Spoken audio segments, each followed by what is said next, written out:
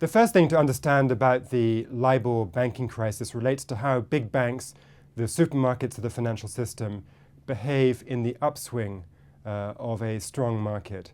And what the allegation is that Barclays manipulated the interest rate it reported that it could borrow at to this Libor committee, and thereby allowed its traders, which were taking derivative bets on where this Libor rate would be, to make more money because the rate was artificially distorted.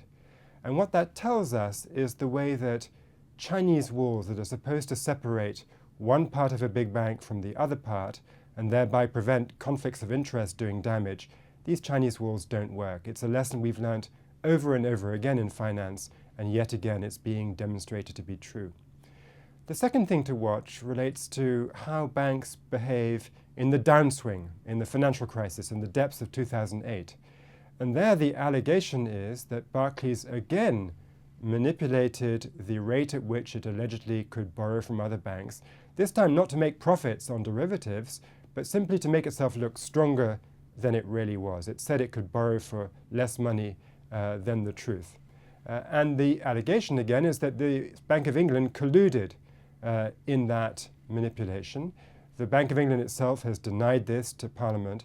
So one thing to watch is which version of history is vindicated as we learn more about what really happened. Because if it's true that the Bank of England did in some ways collude, it will demonstrate another long-standing truth about financial markets, which is that the regulators tend to cosset banks, not because they are bribed, in the sense of the banks have lots of money and can pay off politicians, but because they are blackmailed, in the sense that the banks, by threatening to go under and do untold damage to the economy, can force regulators to bend the rules on their behalf.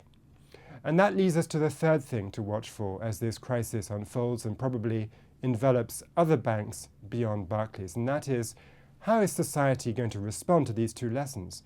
The lesson of how banks manipulated Libor for profit in the upswing, how it manipulated banks, how they manipulated Libor for self-protection in the downswing.